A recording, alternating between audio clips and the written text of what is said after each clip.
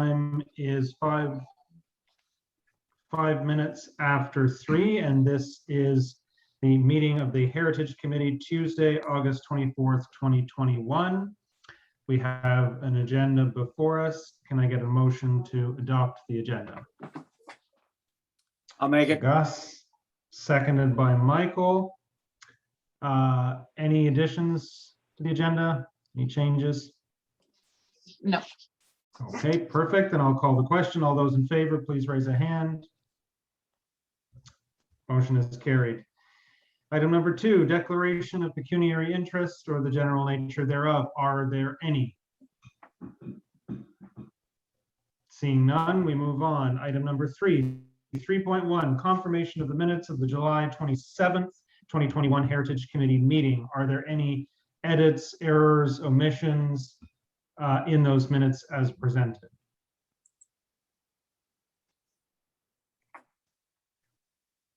Seeing none, can I get a motion to adopt those minutes? I'll make it. Michael, seconded by Robert, I'm going to say. All those in favor, please raise a hand. Motion is carried. No delegations today. Unfinished business list. Over to Jennifer. All right, so just quickly some updates for the plaque pilot program. At our last committee meeting, it was decided that as long as the property owners could install the plaque themselves to the actual stone wall, that the committee were okay with that. So I did speak with the property owners and they're fine with doing that themselves. So I have been in touch with Gorway Group to begin the process of getting that plaque produced. So we'll just get a purchase order to them, and then depending on what happens, if there's another lockdown, hopefully there's not, but I can, once that's finished, pick it up from them and bring it to the property owners myself, so then they can install it on their wall and they'll have it. As well as an update for the walking tour brochure. So we've left it, we haven't printed it yet. The reason being that we had sent out those letters to the property owners whose properties are featured in the brochure. It's been enough time now, so we have sent it to be edited. So just to check for any grammar spelling mistakes. And that's being done. And once that's completed, we can send it in to get that printed, and hopefully we'll get that in a few weeks. Oh, was there anyone that was speaking to that? Well, that was Barb. Oh, okay. I would just like to say it's really more than a brochure. We really ought to call it the guidebook, Okay. or a guidebook. When we look at the content, illustrations, number of pages, just a piece of vocabulary. Okay.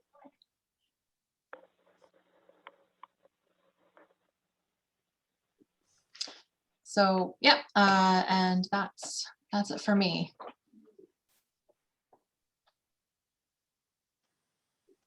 Barb, you've still technically got your hand up.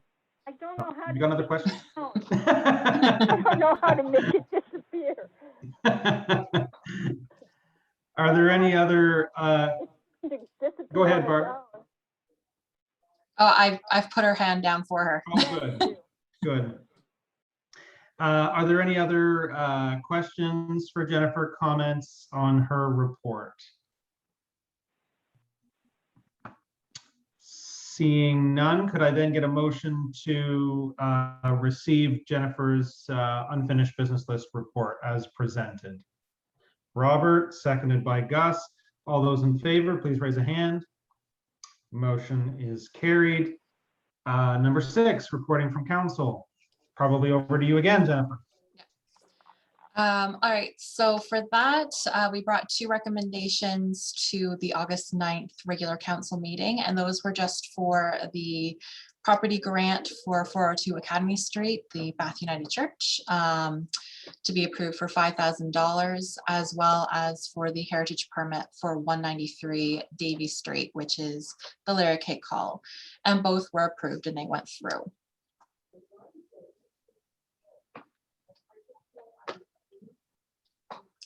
And that was all for me for on that one. Okay. Any questions for Jennifer in relation to council business and reporting from council? Seeing none, can I get a motion to receive Jennifer's report? Michael, seconded by Gus. All those in favor, please raise a hand. Motion is carried. Item number 7.1, Amherstview West Secondary Plan Cultural Heritage Resource Assessment Report. All right, so for this one, I won't be doing too much talking. So this report that is being brought forward. So with the Amherstview West Secondary Plan, there was a few assessments that were done, including a cultural heritage resources assessment. And that was done by WSP Canada Inc. Two staff members who had done and put the report that is attached to this agenda together. They are here today to speak more to that. They are Chelsea and Megan, and I don't know if you wanted to introduce yourselves and begin speaking to the report. Sure, I can start by introducing myself. Good afternoon, my name is Megan McMillan. I am a planner and a project manager at WSP. I am representing the overall WSP project manager who couldn't be here today on this project, and I'll be presenting a little bit of information just to provide context for you about what the secondary plan is. And then my colleague Chelsea, who can introduce herself, will speak a little bit more about her role on the project. Chelsea, would you like to introduce yourself? Thanks, Megan. My name is Chelsea Tyers. I'm a cultural heritage specialist with WSP. So I did the bulk of the cultural heritage resource assessment. So I'm here this afternoon just to explain the findings of that report and kind of the background of why we're undertaking the report. So I have a PowerPoint presentation. Jennifer, is it okay if I share my screen? I see a nod. Yes. Okay. Sorry, yes. Oh, I think there's a hand raised here, Jennifer. Yes, just a couple of points of clarification before we start. Could you tell me what are the implications for the property owners? sure. For the property owners that we're recommending listing their properties. So, I mean, I'm sure you're probably familiar with the process of listing a property on the Heritage Register, but essentially listing a heritage property on the register acts as, it's kind of a flagging system for properties that you think may have cultural heritage value or interest, but are not designated necessarily. So essentially, if someone were to come through, a property owner would come through with a demolition application, you as the municipality would have 60 days notice to consider whether or not that property might be worth designating, at which point you'd probably do further research and whatnot. That's kind of one of the primary implications. Placing a property on the Heritage Register also allows you as a municipality to require a heritage impact assessment for any property that undergoes a development application. So that's kind of a brief overview, but I can get into it a bit more in the presentation. That's good. That's what I thought. I wanted to make sure Okay. that I was clear. Oh, absolutely. And the other thing is, I can understand what a built heritage resource is, but a cultural heritage landscape, I've never heard of that. That's a good question. So I didn't get into that in the presentation, so I'll go over that now. But essentially, a cultural heritage landscape is it's when more than just one built heritage resources is considered to be of value. So typically, cultural heritage landscapes include farmscapes, cemeteries. Essentially, they're where there's more than just a building. It's where the landscape itself may also potentially have cultural heritage value. It can sometimes be a grouping of properties as well, like a heritage conservation district, but in this case, there were individual properties. Okay, that's good. Thank you for that. I just wasn't quite sure how one could demolish property, that's all. Okay. In the sense of land. Thank you. Yes, yeah, good question. Okay. I just have a question. My understanding is that a cultural landscape would not need to have any built structures in it. It could simply be an important physical landscape that defined something culturally significant or part of the heritage of a region. Mhm. I mean, that's true. It doesn't always have to have a built heritage resource. It does have to have a man-made component to it. So something that's a purely natural heritage resource wouldn't be considered a cultural heritage landscape, but it could be something that's has some sort of man-made But I find alteration that over interesting time. because I know we can designate trees, for instance, and they certainly are not a man-made or human-made cultural feature. I know that this is part of what the Ontario Heritage Act allows. Mm-hmm. Yeah, it's true. I have Anyway, come you can across. tell I'm a big fan of the landscape itself, and Mm-hmm. Mm-hmm. sometimes that which hasn't been handled by man still has an important heritage message. Yeah, Anyway, that's it. You can take my hand down, Jennifer. okay. Jennifer, I can't share my screen because it says that host has disabled participant screen sharing. Oh, security.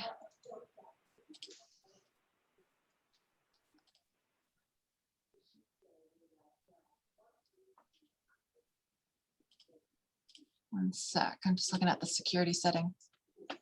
There we go. That should do it. Okay, let me try again. Perfect.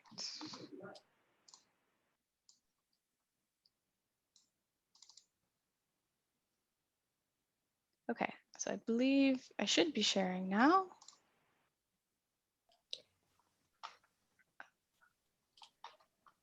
Hold on one second.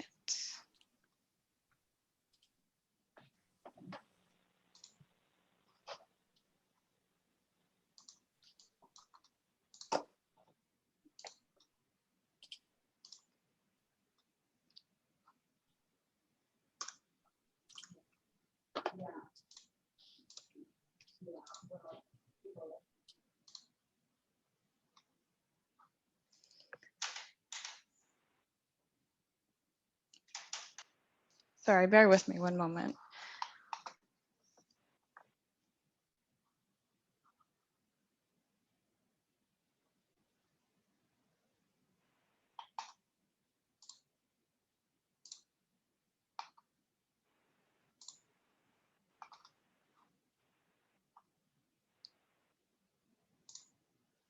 Okay, can everyone see my screen or? Nope. Not yet.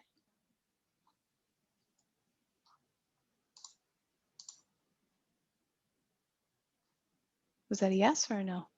It's a no for No, me. okay, thanks. Sorry, It's a no for no, me. okay, thanks. Sorry, I just can't see you. All I can see is. Nothing yet.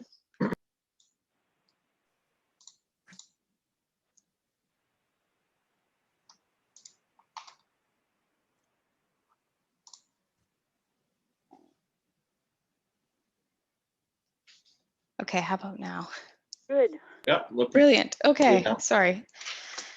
Technical difficulties. Okay, so I just wanted to say thank you to the chair and the committee members for having us this afternoon. It's our pleasure to be here to chat a little bit more about the Amherstview West Secondary Plan and the Cultural Heritage Resource Assessment. So I'll be talking about kind of the Cultural Heritage Resource Assessment side of things, and my colleague Megan McMillan will be touching on the Amherstview West Secondary Plan and the EA process in general.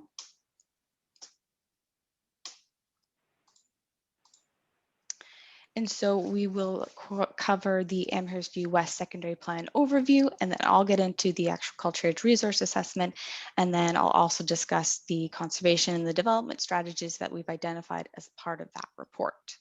So I will hand it over to Megan now. Thank you, Chelsea. Yeah, so this slide illustrates the study area for the Amherstview West Secondary Plan. So you can see on the figure, it's bounded to the north by Taylor Kidd Boulevard, by Bath Road to the south, the Parrots Bay Conservation Area to the west, and then to the east, bounded by County Road 6 and the existing built up area in Amherstview. So the overall study area for the secondary plan is approximately 140 144 hectares. And existing land uses within this study area at present include residential land uses along Highway 33 Bath Road, along Bayview Drive and Parrots Bay Lane. And there are 2 existing farms in the study area, which I believe Chelsea will be touching on a bit later in the presentation. You can advance to the next slide, Chelsea. So the purpose of the secondary plan and the objectives that we've identified for this study that WSP is working with the township to deliver are to identify the future needs and priorities for the future community of Amherstview West to the year 2046. And this includes looking at housing types, urban design, community amenities, protection of the natural environment, stormwater and servicing needs, and transportation needs. The next objective is to prepare a land use plan that will implement the policies of the official plan for Amherstview West. The secondary plan will be implemented as an official plan amendment and zoning bylaw amendment.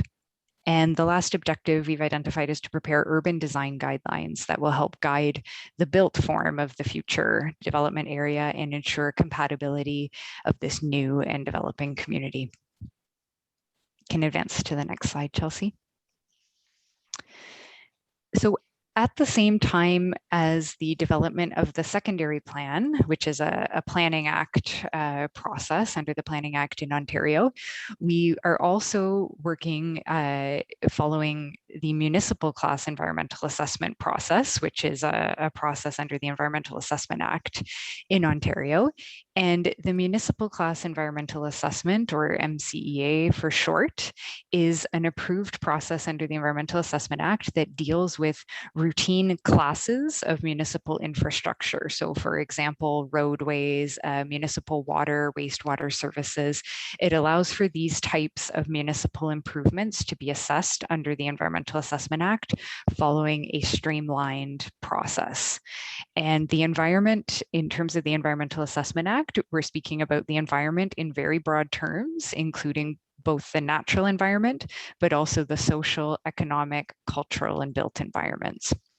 And we have to look as part of the MCEA process at potential impacts on all elements of the environment under that very broad definition as part of this process. So by integrating the secondary plan with the municipal Class EA process, it allows us to take a very coordinated approach in looking at both the land use needs, but also the municipal services and transportation needs, and ensures that the environmental considerations are fully integrated into this decision-making process. You can advance to the next slide, Chelsea. And why Amherstview West? So on this slide, we elaborate a little bit on why this area has been identified. Amherstview is experiencing the most rapid growth of the township's 3 urban settlement areas of Bath, Odessa, and Amherstview, and is anticipated to have a remaining residential land supply of 5 to 10 years due to large demand for housing and population growth. And the township, I apologize here, I just got a bit lost in my notes here. The official plan and the current draft official plan direct that long-term expansion should occur within this area of Amherstview West. So it's in accordance with that. I can advance to the next slide, Chelsea. And this slide just depicts, I appreciate that the text is probably a bit small and it might be a bit hard to follow, but this is also available on the township website. So this just depicts the phases of the study process that we're following and the approximate timeline. So the first phase of the project was to complete background studies and initiate community engagement through a visioning workshop. This phase is more or less complete with a few kind of final items that are still being wrapped up over the summer. We've now moved into phase 3 of the project, which consists of developing land use concept options that is underway. You may have asked what happened to phase 2. Well, phase 2 is kind of ongoing over the course of the study. It's shown above the phase 1, phase 3, phase 4, phase 5 arrows, and that's because phase 2 consists of the overall public engagement program, which is going to run from the very beginning through to the end of the project. So just to give you an illustration of kind of where we are in the study process at this point in time. And you can advance to the next slide, Chelsea, and I think take it away. The rest of the slides are yours.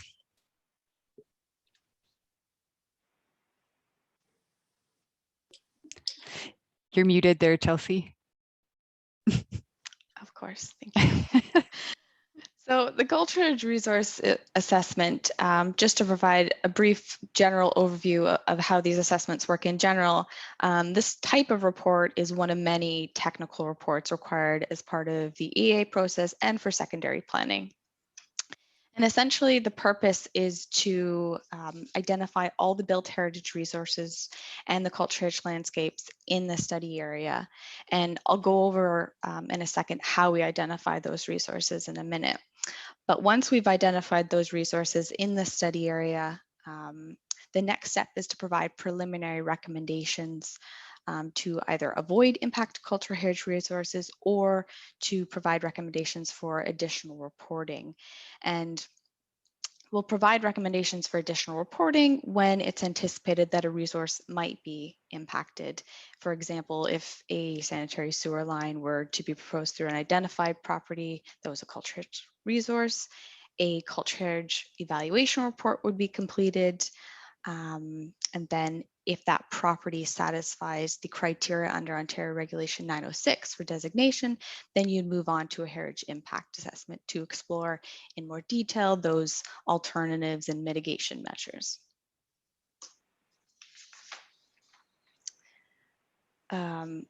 And I also want to mention, because this report is also being completed under the secondary plan process as well, there are also recommendations for policy recommendations for that secondary plan as well. So now before we get into which resources were identified in the study, I first wanted to provide just a little bit of context to indicate how we identify these resources. So as part of these studies, if any previously identified heritage resources, so anything on the Heritage Register or designated or National Historic Sites, Ontario Heritage Trust easements, if there are any of these in the study area, they will automatically be included on the list of heritage resources. And then we also review the study area for potential heritage resources that may not be recognized anywhere. And so we do that by studying historical mapping, as well as conducting our own site visits to confirm if these resources still exist or to see if there's any resources that we may not have identified through the review of historical mapping. And so as part of this identification, we also do a very preliminary evaluation of potential cultural heritage value using Ontario Regulation 906. And I really want to emphasize it's very preliminary. This is a high level review. We're not getting into detailed background history. We don't have access to the site. So it's very high level, but we do try to be at least somewhat aware that we're going to satisfy Ontario Regulation 906 or provide an indication that it will. So here is a map of the resources that we've identified. And this is also in the Cultural Heritage Resource Assessment as well. It's in the appendix if you want to refer back to it. But you can see here we have 2 cultural heritage landscapes identified and 3 built heritage resources. And so more specifically, the first built heritage resource we've identified, BHR1, is 34 Bayview Drive, and we identified it for potential design value. It looks to be built in maybe the late 70s, maybe even 1980s, but presents an interesting combination of mid-century and predominantly international style of architecture. And then the second built heritage resource that we identified is 22 Brooklyn Park Avenue, which again was primarily identified for its physical and design value. It demonstrates another combination of mid-century and international styles. In particular, that angular roof resembles kind of the iconic Hofhauses, which if you're not familiar with Hofhauses, that was a German company that is known for doing prefab houses that have been shipped around the world. Now, you will note in the report that we've indicated that we have not been able to confirm, and certainly that type of detailed research is outside of the scope of this report, but we've flagged it as a potential thing to look into further if we need to. And the third built heritage resource is 4669 Bath Road, and it's associated with CHL number 1, 4661 Bath Road. Together, they are a 19th century farm landscape. The house itself is probably from the mid 19th century. There's a footprint on the 1860 map that may be this house. It seems to have Georgian influences. And then the barns, as part of CHL1, are kind of your typical Southern Ontario barn styles with their gable roofs, stone foundations, the vertical board siding. And then the last culture heritage resource that we identified, CHL2, at 4809 Bath Road, is another agricultural landscape, and actually a very similar design to the house. It has kind of a Georgian influence to it, maybe neoclassical with the front porch. And then it also has another 19th century bank barn.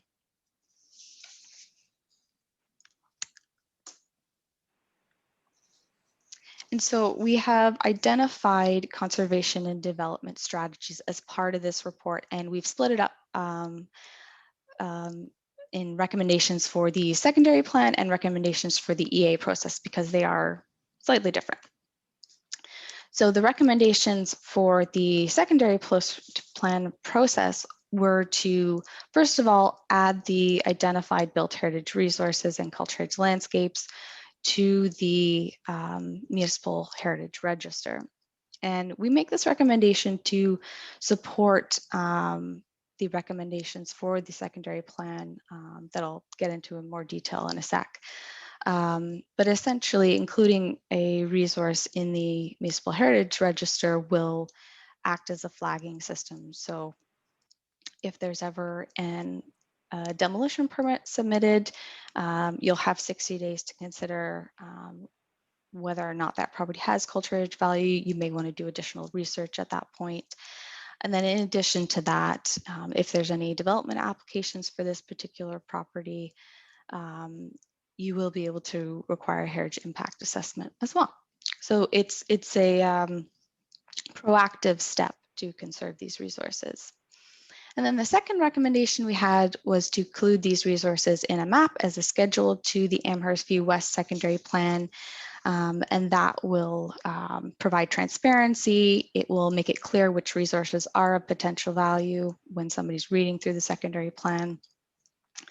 And then we also have a recommendation here to develop appropriate land uses for these resources to make sure that these are taken into consideration when we're considering what the appropriate land uses are for these properties, because we want to make sure that the permitted uses allow for appropriate adaptive use, because there could be some uses that might not provide for feasible options for adaptive reuse. And then in addition to that, we have some general policy recommendations to be included in the Amherstview West secondary plan. You can see here we've recommended that generally built heritage resources and cultural heritage landscapes should be conserved and enhanced. We recommend that new development, site alterations, building alterations, additions be compatible with the design of surrounding built heritage resources and cultural heritage landscapes. And lastly, that rehabilitation, renovation, restoration, and adaptive reuse of these resources be encouraged so they can remain in active use. And these are overlapping with your official plan policies, but it's good practice to include them in your secondary plan as well. And so, as I mentioned previously, we've split up the recommendations for the secondary plan process and the EA process. So these are the recommendations specifically for the environmental assessment portion. So number one, we've recommended that the preferred design solution for infrastructure improvements avoid any identified cultural heritage resources, which is always the preferred alternative. The best way not to impact cultural heritage resources is simply to avoid it. But there are times, of course, when resources can't be avoided for other reasons, which brings me to the next recommendation that the preferred design solution should be reviewed by a qualified heritage professional at an early stage, so we can then take a look and see if there are going to be impacts, and at which point we provide some preliminary mitigation measures, or we might make recommendations for further reporting. So as I mentioned before, the further reporting would be to do a cultural heritage evaluation report for any property that's going to be directly impacted, which would get into the more detailed review of the historical background. We'd get to actually go out on site and see the property. So that would be the much more detailed report, and then we would do the evaluation to determine if it has value under Ontario Regulation 906. And if it did, then we go on to the next step, which is the heritage impact assessment, which would take a look at the alternatives and potential mitigation measures in much more detail. So those are the recommendations that we've provided as part of the Cultural Heritage Resource Assessment Report. I'm happy to answer any other questions that might have come up. Thank you very much, Chelsea. If you want to stop sharing your screen, perfect. So, are there any questions? Barb, thought I heard you. You're right. I do have a question. Yeah, folks, I'm looking at the general area map on, let's see, what page is that? Page 25 or so. All these page numbers. Anyway, it's the one with the big yellow outline. I'm just wondering, I see later on when you're into the text, you have like pre-contact, and then you jump to kind of post-contact. I'm curious, on this map, at its very west edge, where it's close to the east side of Parrots Bay, was there any, looking at any archaeological research that had been done years ago for the purported French trading post in that area? I mean, I think, I've just known about that through sort of word of mouth, and I wondered if that came up to be identifiable as in that region. I have no idea where it is, if it's directly on the shore west of your yellow line, but then at some point your yellow line traces the shoreline. And of course, Taylor Kidd sort of busted its way across the north end of that, and I doubt that French remnants of when was that? In the 1600s were considered, but it just makes me think about hidden treasures in our township. Chelsea, did you have any comment on that, or would you like me to speak more broadly about what we've done to date in terms of archaeology? I don't have any specific comment. I mean, I think if there was any information about that area to come about, it would be in the archaeological assessment, but maybe Megan, you can speak to what we're doing in terms of that. Cultural heritage assessment? Sorry, I couldn't hear you there, Barb. Well, would that not be part of a cultural heritage assessment? I mean, typically, Loyalist time?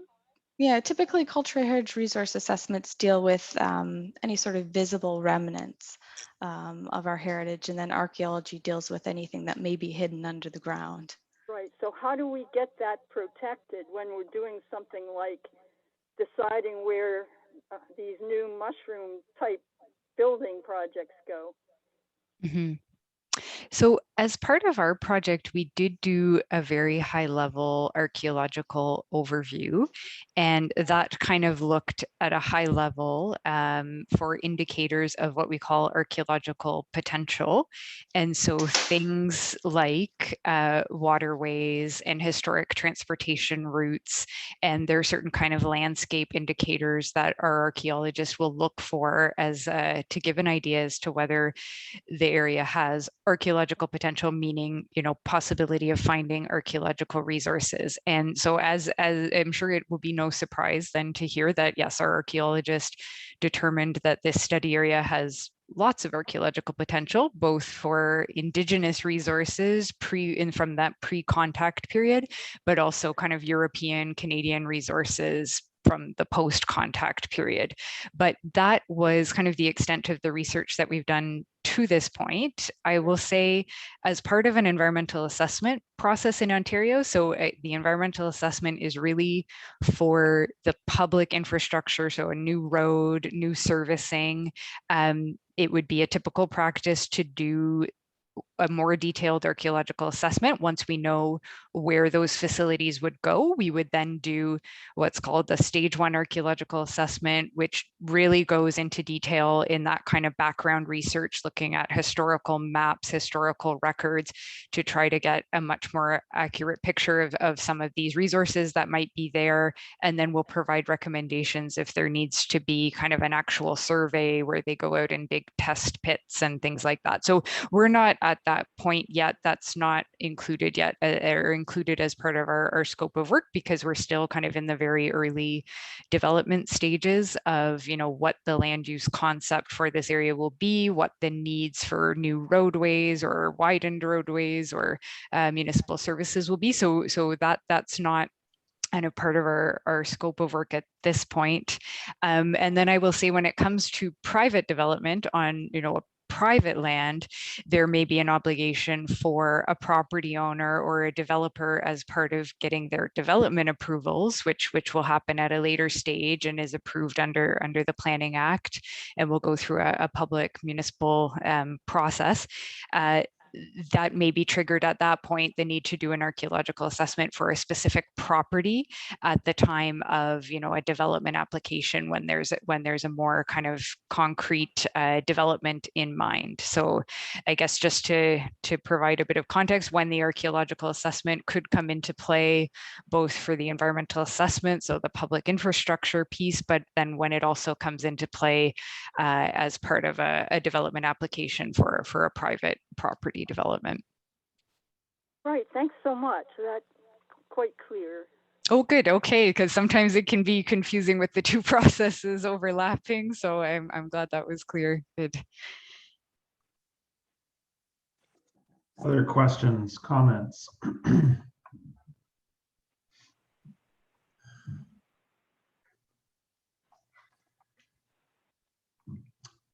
Okay, well, we do have a recommendation in the report, both to be received for information, but then also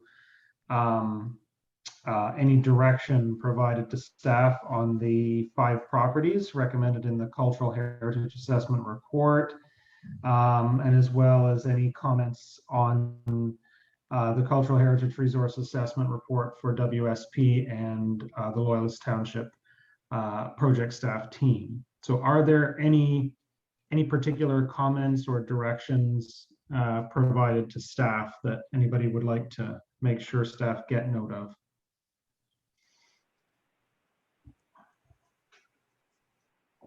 Gus? First of all, thank you very much for your presentation. I'm trying to find on my other device here. The farmstead that's taking up the whole side of the eastern boundary of the area you're proposing. That's the very last strip of undeveloped land from a higher point of land to the lake in the whole township. There is no other strip which is void of any construction of any sort.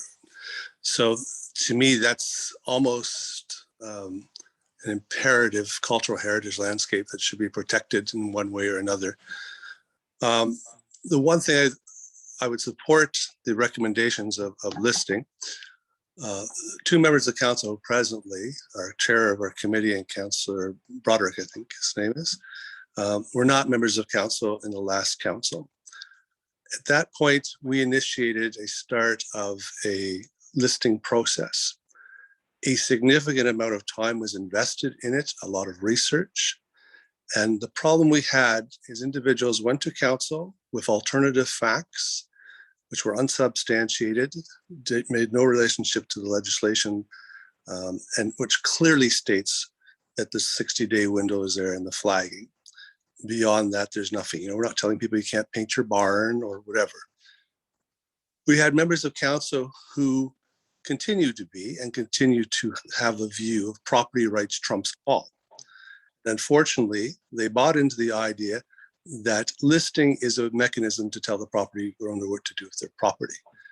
If this is to go forward, I strongly encourage staff to educate council, not just notify them, not let them know, don't send them a report, but maybe talk with the chief administration officer of the municipality and have a formal education session so members of council actually know what they are talking about in relationship to the legislation and the proposal.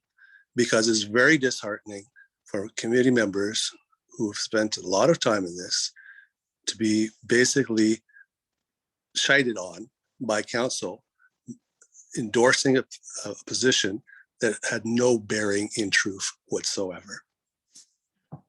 That's it. Thank you. Thank you, Gus. Other further comments or directions for staff?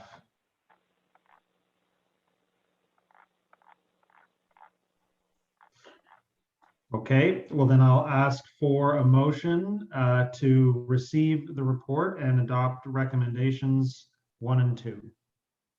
Gus, seconded by Robert. All those in favor, please raise a hand.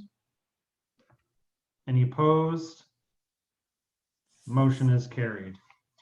Thank you very much to staff for that presentation. And we move on now to no correspondence, Jennifer? No. Any announcements and inquiries? Number 9. Anybody can add to that? Anybody's got any announcements? Seeing none. Before I go to adjournment, upcoming meeting dates, we're not sure yet, Jennifer? No, not right now. Okay, that's fine. Okay, well then I'll ask for a motion to adjourn. Oh, sorry, Barb has her hand up. Oh, Barb, go ahead, Barb. Related with these hand signals, I just wanted